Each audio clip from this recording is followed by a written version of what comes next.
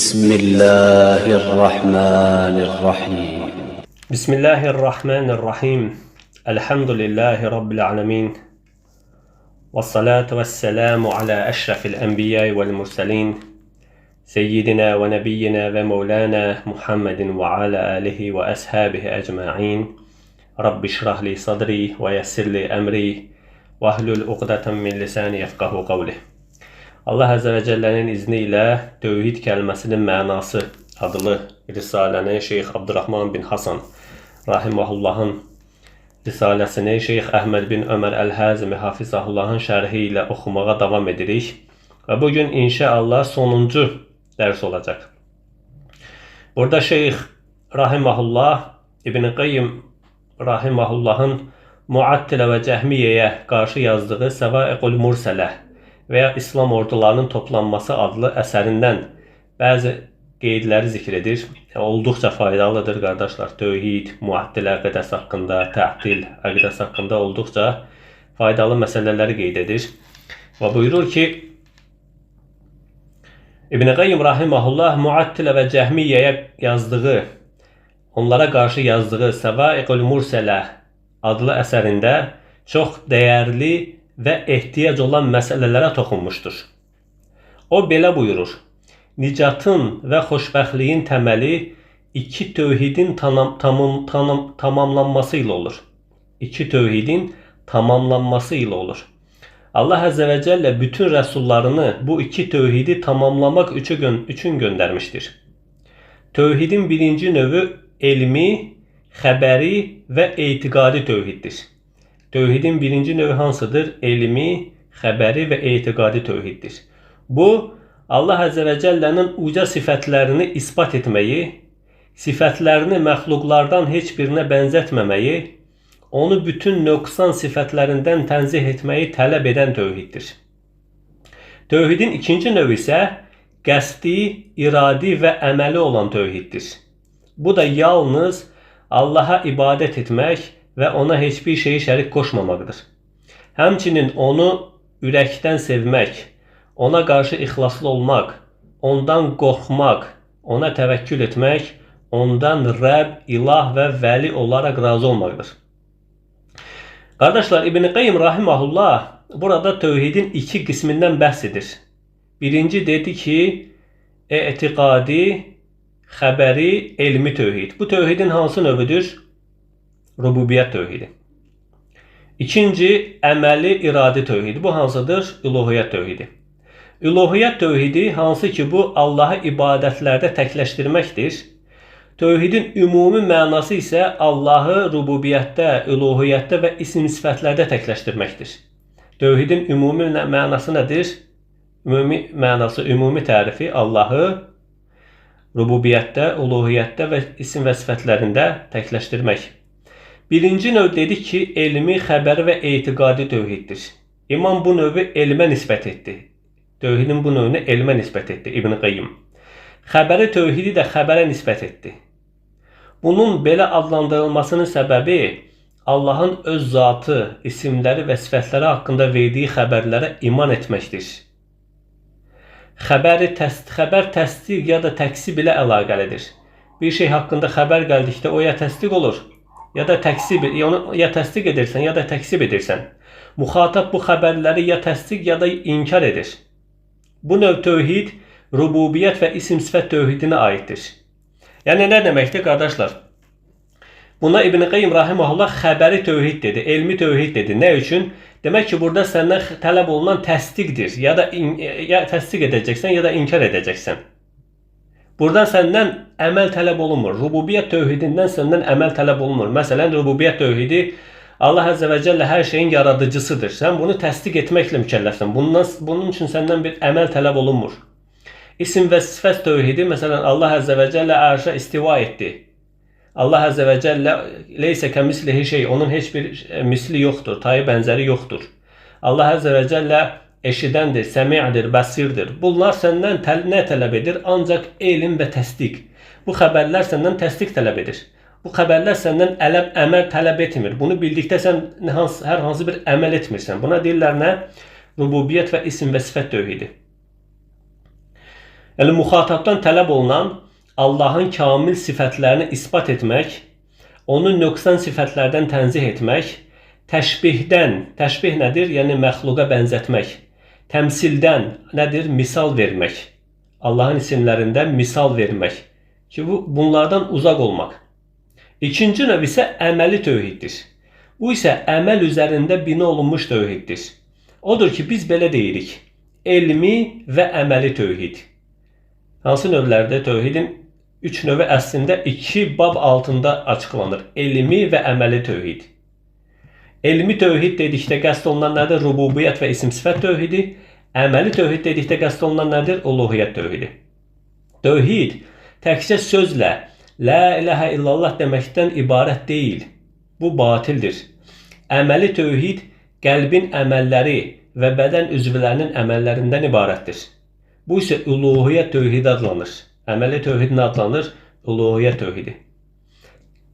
Qəlbin əməllərinə gəldikdə bu məhəbbət, qorxu, ümid, təvəkkül və s. Bədənin əməlləri isə namaz, zəkat, həc, zəkat mal ilə verilən, mala aid olan əməldir. Namaz, həc, oruc və s. Hansı ki, əməllərlə olunan əməllərdir. Yəni, qulun öz feillərində Allahı təkləşdirmək. Qulun öz feillərində Allahı təkləşdirmək. Rububiyyət tövhidi nədir? Qulun Allahın feillərində Allahı təkləşdirmək.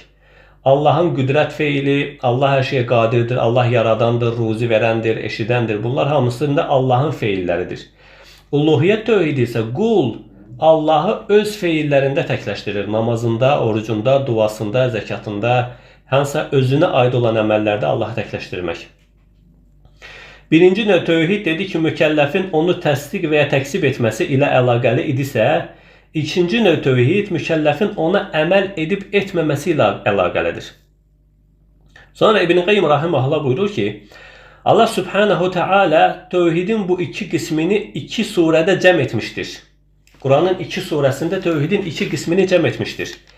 Əməli və iradi tövhidi, yəni uluhiyyət tövhidini özündə cəm edən Kafirin surəsini nazil etmişdir.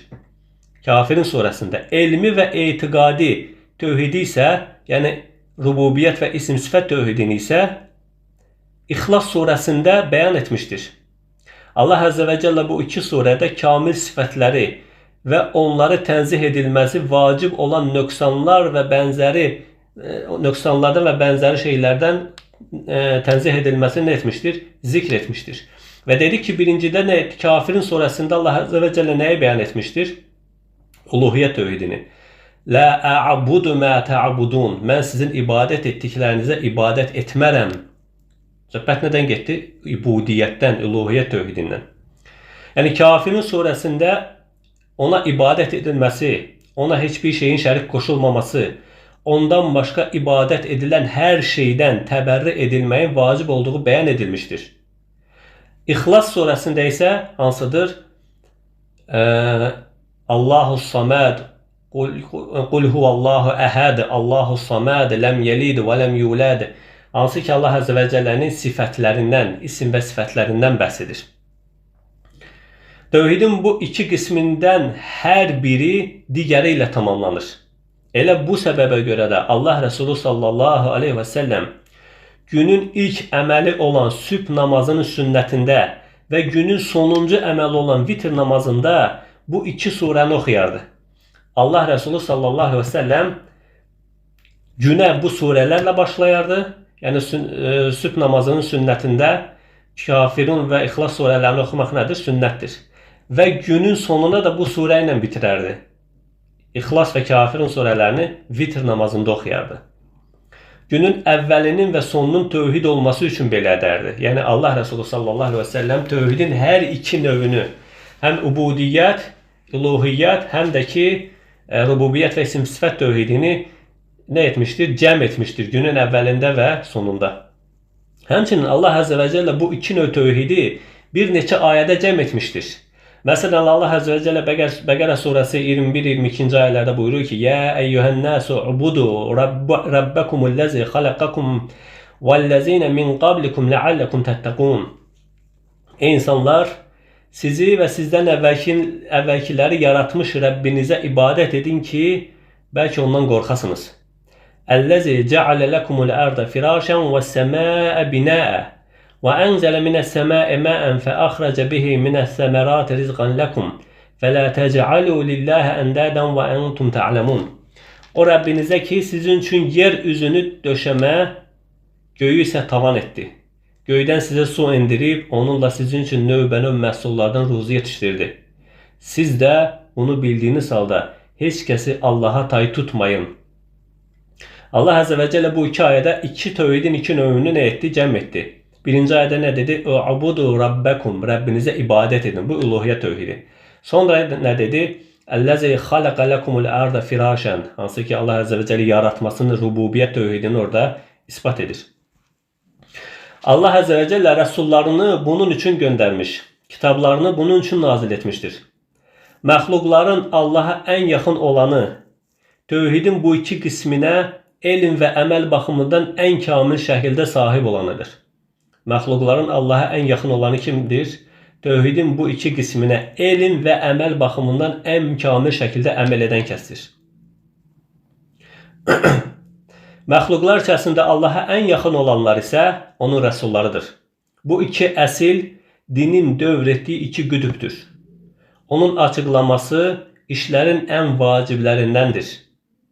Allah Əzə və Cəllə tövhidin bu iki növünü əqli, nəqli, fitri və nəzəri yollarla, verilən misallarla ən uc nöqtəyə qədər açıqlamışdır. Quran-ı Kərimdə bu iki növünü, tövhidin bu iki növünü həm əqillə, həm fitrətlə, həm şəriətlə, həm misallarla Allah Əzə və Cəllə ispat etmişdir. Yəni, onu ispat etmək üçün mümkün olan bütün yollardan Allah Əzə və Cəllə istifadə etmişdir. Onun isbatını da müxtəlif yollarla açıqlamışdır. İçərisində şübhə olmayan, bəsirətli bir göz ilə günəşə, aya, ulduzlara, yerə və göyə baxdıqda, bu baxış tövhidin iki növünün səlim bir fitrət və səhih bir qəlblə tam açıqlığına nə edir? Bəyan edir, göstərir. Yəni Allah Əzə və Cəllə yaxınlaşmaq, yolların ən kamil şəkildə bilən heç şübhəsiz rəsullar və nəbillərdir. Allaha yaxınlaşmaq yollarını ən kamil şəkildə bilənlər kimlərdir? Rəsullar və nəbillərdir.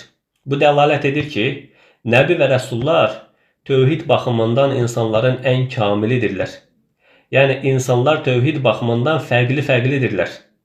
Tövhidi ən aşağı səviyyədə və ən yuxarı səviyyədə olanlar var. Necə ki, namaz baxımından insanlar müxtəlifdirlər. İki eyni namazı qılan kəslərin qıldığı namazın dərəcəsi, əcri, keyfiyyətləri baxımından dağlar qədər fərq ola bilər. Və İbn Qayyim rahimehullah Mədaricus Səlikin adlı əsərində buyurur ki, şək yoxdur ki, tövhid əhli tövhidin dərəcəsi baxımından fərqli-fərqlidirlər. Onlar elm, əməl və hal baxımından fərqlənirlər. Onu Allahdan başqa heç kəs saya bilməz. Şək yoxdur ki, insanlardan tövhidi ən kamil olanlar rəsullar və nəbilərdir. Ulul azim peyğəmbərlər digərlərindən tövhidi ən kamil olanlardır. Onlar Nuh, İbrahim, Musa, İsa və Muhammed sallallahu aleyhi və səlləmdir.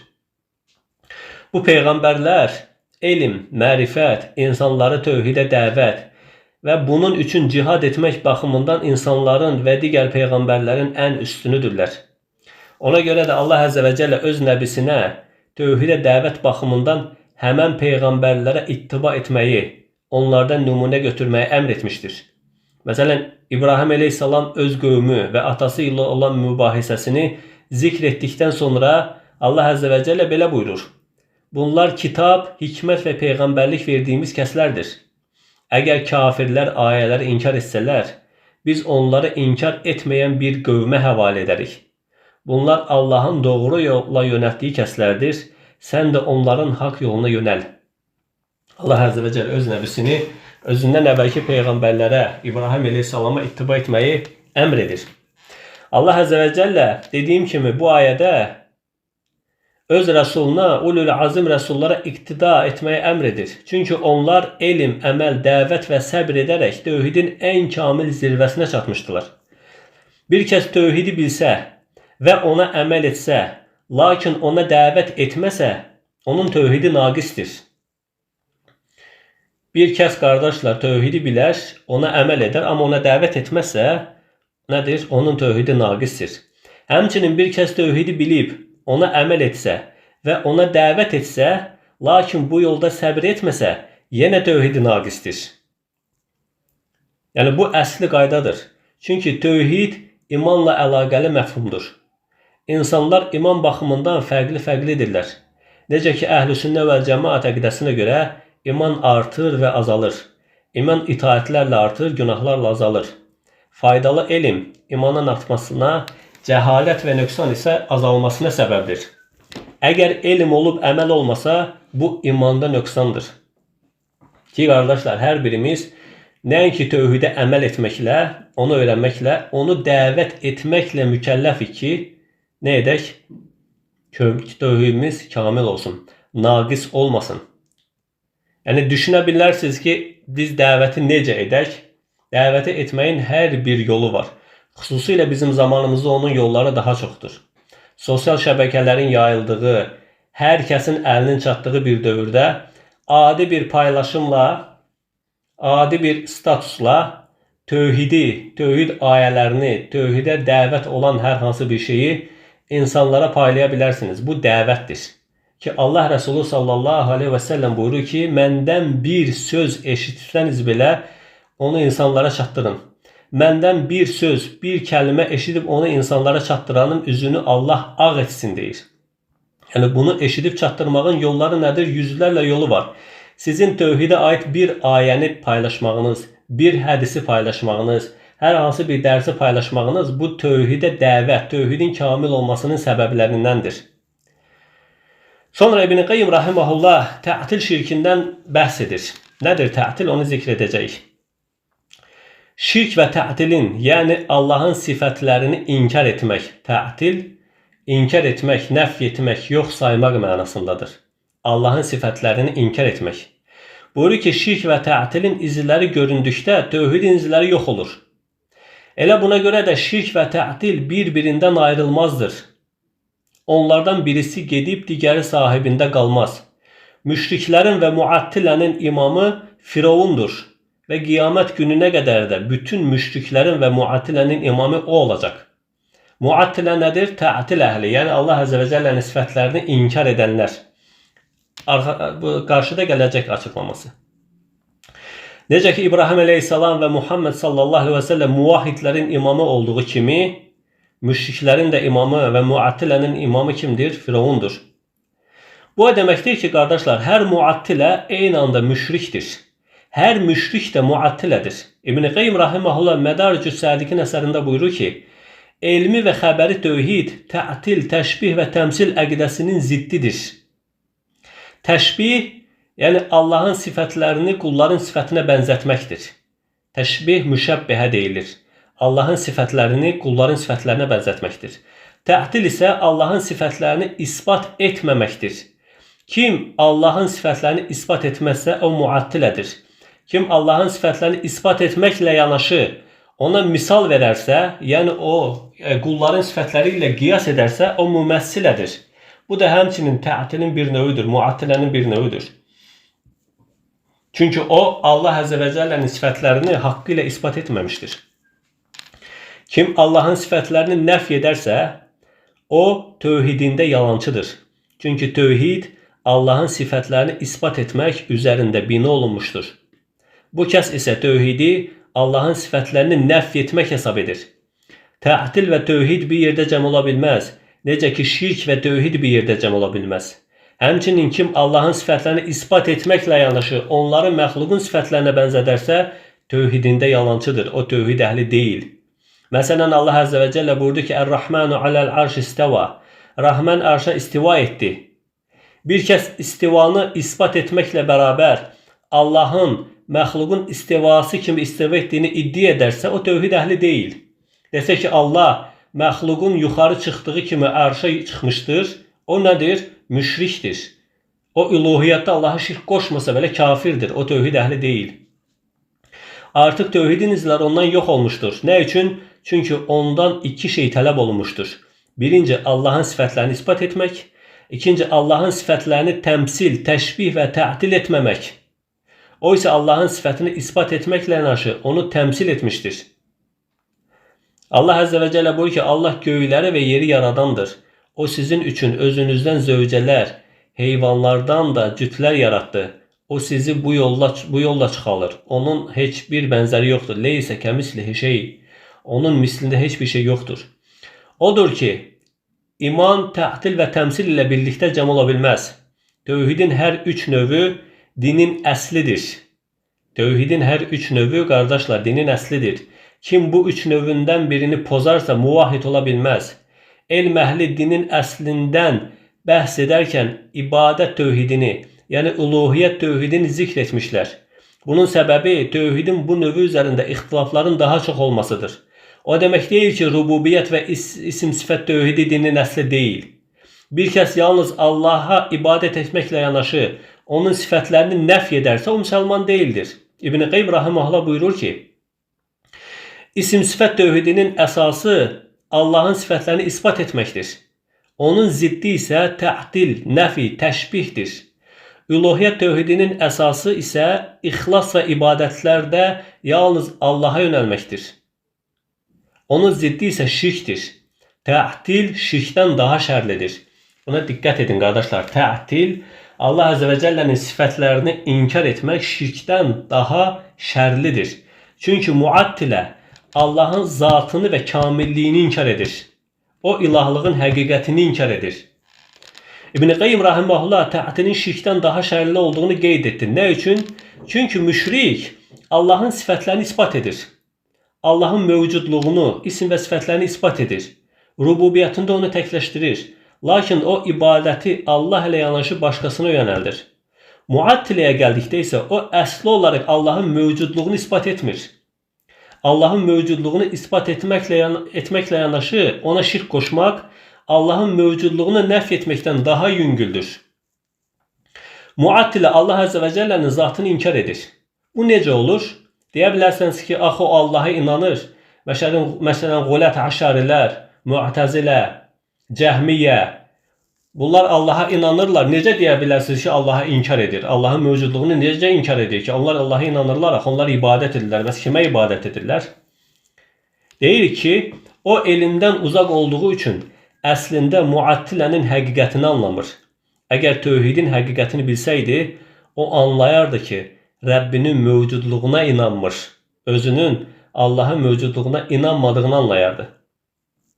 O eşitməyən, görməyən, danışmayan, razı olmayan, qəzəblənməyən, heç bir şey etməyən, aləmin nə daxilində, nə xaricində olmayan, aləm ilə nə bitişik, nə də ayrı olmayan, ərşin nə üstündə, nə altında olmayan, nə yaxın, nə uzaq olmayan, heç bir cəhəti olmayan bir Rəbbə ibadət edir. Sən onlardan soruşsan, hansı ki bugünkü rafizilər, aşarilər, mu'tazilə, cəhmiyyə firqələri, onlar Allah Azze ve Celle'ni bu şəkildə vəsf edirlər. Allah məxluqatın nə çölündə deyil, nə içində deyil, nə bitişik deyil, nə ayrı deyil, ərşin üstündə deyil, altında deyil. Yəni, tamamilə Allah Azze ve Celle'yə xas olan bütün sifətləri inkar edirlər. Yəni, bu dedikləri isə nədir? Yoxluğa bərabərdir. Bu isə mövcud olmamaq deməkdir. Necə ki, İbn Teymiyyə rahimehullah buyurur ki, bu sifətləri, Allah Azze ve Celle'dən bu sifətləri nəf etmək, Allah'ın həqiqətdə mövcud olmadığına, onun yalnız beyinlərdə mövcud olduğuna dəlalət edir. Onların, Allah Azze ve Celle onların yalnız fəhimlərində, beyinlərində mövcuddur. Beyinlərindən kənarda Allah Azze ve Celle yoxdur. Çünki hər şeyi, Allah'a xas olan hər şeyi inkar edirlər. Yəni, bu isə nədir? Yoxluğa bərabərdir. Bu isə mövcud olmamaq deməkdir. Yəni, bu kəs Allah Azze ve Celle'nin zatını ispat etmiş olur mu? Əlbəttə ki, olmur. Onun iman etdiyi Rəbbin heç bir sifəti yoxdur. Ona görə İbn Qayyim rahimehullah muattilənin müşrikdən daha şərli olduğunu qeyd edir.